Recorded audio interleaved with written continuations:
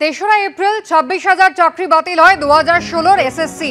এরপরে একেবারে supreme court নির্দেশ দেয় ৩১শে ডিসেম্বরের মধ্যে পুরো নিয়োগ প্রক্রিয়া শেষ করতে হবে। গোটা প্যানেল বাতিল হয়, নতুন নিয়োগ প্রক্রিয়া শুরু করতে হবে, যেখানে নোটিফিকেশন দেওয়ার জন্য ৩১শে মে কাট অফ ডেট দেওয়া হয়। ঠিক একদিন আগে নতুন নিয়োগের বিধি আসে, একদিকে গেজেট বিজ্ঞপ্তি এবং অন্যদিকে বিধি। আর এই বিধি কিন্তু এবার চ্যালেঞ্জ হলো কলকাতা হাইকোর্টে।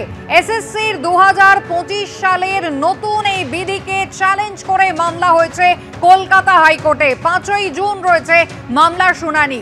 ইতিমধ্যেই আপনারা জানেন যে অনলাইন অ্যাপ্লিকেশন করা যাবে 16 জুন থেকে 14 জুলাই পর্যন্ত চলবে, কিন্তু তার আগেই নতুন বিধি চ্যালেঞ্জ হয়েছে কলকাতা হাইকোর্টে এবং সেখানে মামলার শুনানির দিন ধার্য করা হয়েছে ৫ই জুন। নতুন বিধি সুপ্রিম কোর্টের নির্দেশের পরিপন্থী এমনটাই দাবি করছেন মামলাকারীরা। ২০১৬-র ওয়েটিং লিস্টে যে চাকরি প্রার্থীরা ছিলেন, সব থেকে বেশি চাকরি পাওয়ার সুযোগ যাদের সামনে ছিল, তাদেরই একাংশ এই মামলা দায়ের করেছেন। মামলা দায়েরের অনুমতি দিয়েছেন বিচারপতি পার্থসারথী চট্টোপাধ্যায়। এসএসসির ২০২৫-এর নতুন নিয়োগ পদ্ধতিতে একাধিক রদবদল হয়েছে। শিক্ষকতার অভিজ্ঞতার জন্য এই প্রথম ১০ নম্বর বরাদ্দ করা হয়েছে, যা কিন্তু ইতিমধ্যেই চ্যালেঞ্জ হলো আদালতে।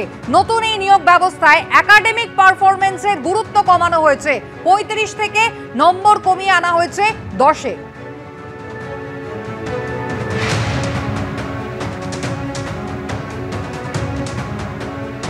নিয়োগ বিধিতে ঠিক কি ধরনের বদল আনলো এসএসসি? গেজেট নোটিফিকেশন জারি হয়েছে, যেখানে বলা হয়েছে ১০ বছর এরপরে সংরক্ষিত থাকবে ওএমআর এর স্ক্যান কপি, ২ বছর সংরক্ষিত থাকবে ওএমআর এর হার্ড কপি। এর আগে কিন্তু ১ বছর সংরক্ষিত থাকতো ওএমআর শিট। ২১ বছর থেকে ৪০ বছর বয়সীদের আবেদনের সুযোগ থাকছে। সুপ্রিম কোর্টের নির্দেশে নির্দিষ্টদের বয়সে ছাড়। আগে ২০ বছর থেকে ৪০ বছর পর্যন্ত বয়সীরা পরীক্ষায় বসতে পারতেন। নম্বর বিভাজনের ক্ষেত্রে কিন্তু বড়সড় রদবদল আনা হয়েছে। নতুন করে শিক্ষকতার অভিজ্ঞতার জন্য ১০ নম্বর বরাদ্দ করেছে সরকার। সরকার এবং সরকারি সাহায্যপ্রাপ্ত স্কুলে পড়ানোর অভিজ্ঞতা যদি কারোর থাকে, তাহলে সেই বাড়তি সুযোগ তারা পাবেন ১০ নম্বরের। লেকচার ডেমনস্ট্রেশনের জন্য ১০ নম্বর বরাদ্দ করা হয়েছে।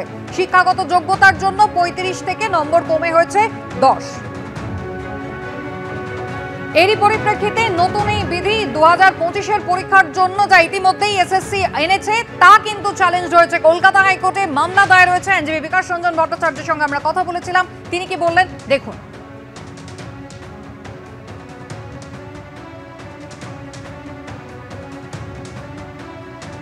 দেখুন, মামলা হবে এটা ছিল অবধারিত।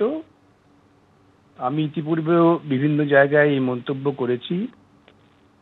একটা দুর্নীতিকে আড়াল করার জন্য আরেকটা দুর্নীতির পর্দা খোলা হয়েছে এই নতুন বিধি এবং বিজ্ঞাপনে।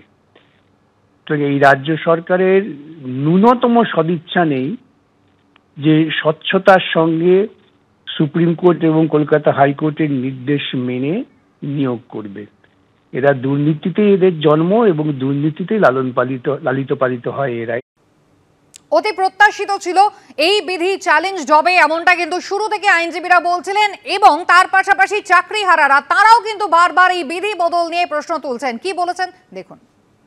শক্তি চট্টোপাধ্যায়ের একটা কথা ছিল যে যেতে পারি কিন্তু কেন যাব, সেরকমই পরীক্ষা দিতে পারি কিন্তু কেন দেবো। ওয়েটিংতে যে দাবিটা যে ওনারা চাকরি পাননি, ওনাদের চাকরি বিক্রি হয়ে গেছে, তাহলে যদি রিপ্যানেল হয় তাহলে ওনারা চাকরি পাবেন, তাহলে আর এই যে আজকে কেস ওনারা করছেন এটার আর প্রয়োজনীয়তা হবে না।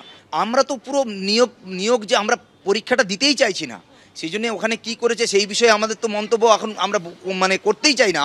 আমাদের দাবি, আমরা যখন কোনো অন্যায় করিনি তখন আমাদেরকে কেন আবার শাস্তি দিচ্ছ, আমাদেরকে কেন আবার পরীক্ষাতে বসানোর চেষ্টা করছো।